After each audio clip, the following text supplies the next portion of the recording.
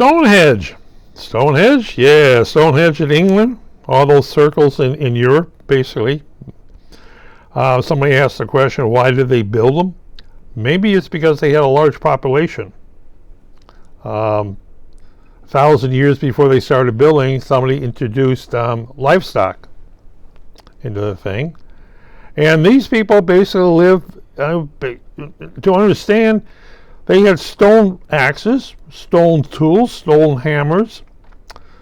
And Stonehenge is, they said that was all forest. When they started building, they cut down the forest with stone axes. And the whole area was once covered in trees.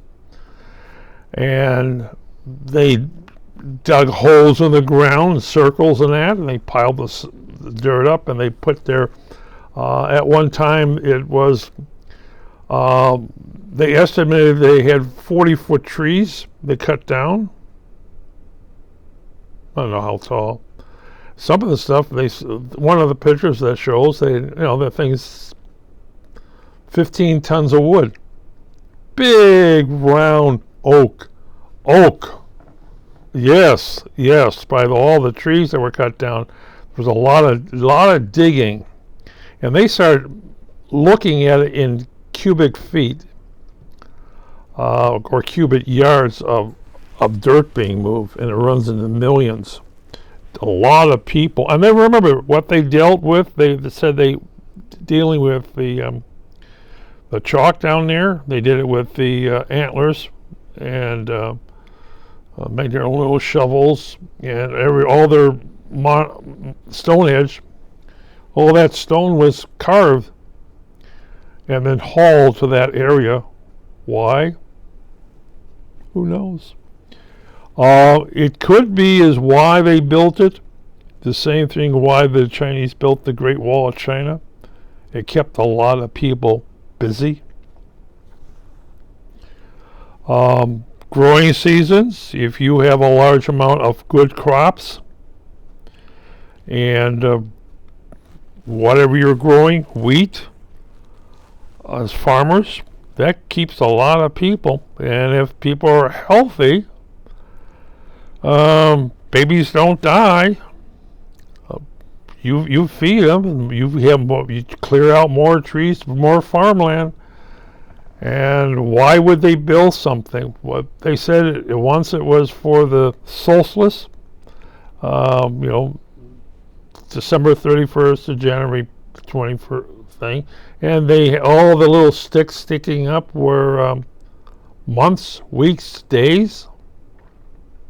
Sure, if you got, this is the 21st of December, and that's the 21st of June.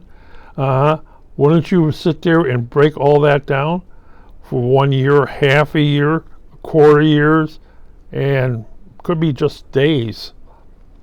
I would think that's logical because I don't have any logic between my ears anyway. But it's to build things. You needed a lot of people. You needed a lot of labor. You had to figure out where you're going to move something. You're going to move it from here to there, and when you're talking something that weighs 50 tons, I'm not too sure how much the rocks weigh. But then you said, well, you're going to take that and you're going to put a cap on it. You figured that out. Is they had to cut the trees, they had to tie the trees into the logs. That means rope making. Then they had to put the stone layer by log up, and then they had to push it over and drop it down. And they say the capstones are mortise dug. There's they cut a couple holes in the stone, and then they drop them down in that thing, and that's why it doesn't move. Because they found a couple others that were knocked down by the Christians to find out what's inside. Then they have stones that came from Ireland. That must have been very interesting. The shore is pointy too. I guess you can see England and Ireland if you stand up on a high. And they moved stones from Ireland to England. That's well, the Egyptians built pyramids. Why do they build pyramids? For their gods, or just to keep people busy? You had a lot of people. You needed to keep them busy.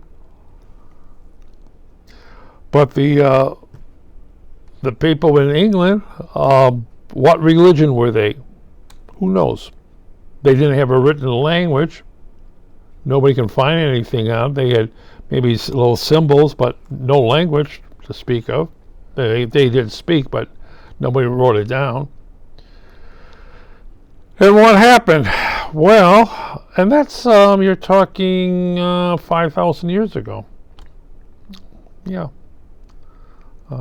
Maybe they didn't hear about Noah and the flood, but, you know. But they assembled people. They got it together. They dug holes. They made ditches, moats.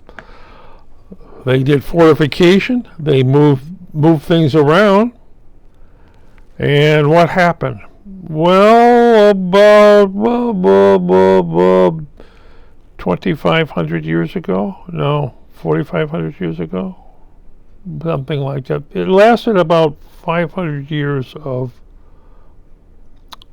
digging and carrying and moving rocks around for Stonehenge. There's also all these other Stonehenges around Europe, so that's not the only one. How they died, they would think there was another wave of settlers from Europe going in there. Very likely Europeans got too crowded there, and they could see England from France, and they took boats over there, and they introduced what? New pottery, new types of clothing, new types of building, new metal. They replaced the stone with metal, which is, hey, wow, I got this hammer, I got this piece of copper, I can do this, and I can sharpen my copper and do this again. What else did they bring? Plague.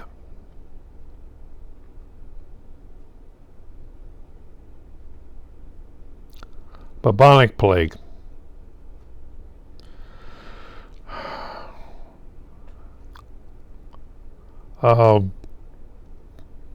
Somebody was a carrier with it.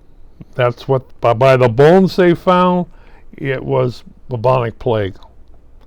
And it took out the village. What happened to most of them? They either assimilated, married in, you might say, assimilated to the new invaders. Hey, come on, let me put it this way. If I walked into a village where the only guys that were in this village, okay, I walked into a village as a new face in that, and I was carrying a metal tip spear. I would be a very eligible bachelor, and the young girls would say, I was raised with these bozos around here. I'd like to have that guy who has a spear because he must be important. Or metal tip arrows. Oh, you better know it. You better know it. When they brought in copper sheaths, yeah, swords, copper metal tips, that thing, that changed everything else. Now there's something to understand. There's tin in England, and you mix copper with tin, you get bronze. I think you do bronze or brass. Bronze. I think brass is zinc. Oh, something like that. And that brought out, of course, that's one of the reasons the Romans invaded England was for the metals. Oh, we got a tin mine there. Oh, goody gumdrop. But yes, Stonehenge was that thing, and they're looking at it. It's in the National Geographic, which I like to read for the last all my life. I get it every month, folks.